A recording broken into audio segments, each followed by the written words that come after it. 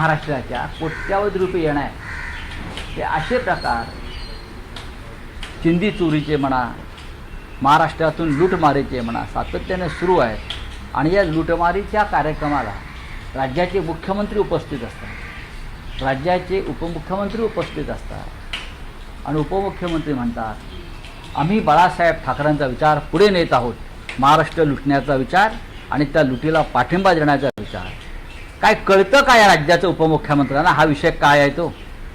आणि सीएमला तरी कळतो का की इथे येऊन तुमच्या समोर अमित शहानी महाराष्ट्राचा किती मोठा नुकसान करून गेले आहेत महाराष्ट्राचं.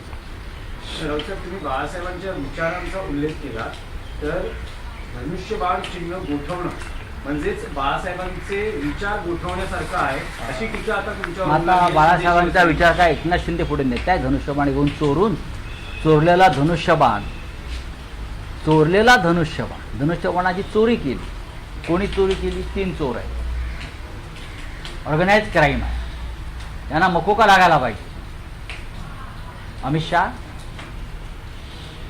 निवडणूक आयोग, राजेश कुमार आणि एकनाथ शिंदे हे ऑर्गनाइज क्राईम आहे. त्या तिघांनी मिळून दरोडा टाकला आणि धनुष्यबाणाची चोरी केली.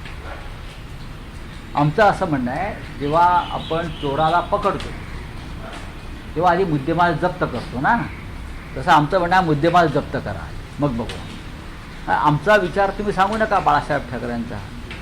24 तास मोदी आणि शहांचे पाय चाटतात.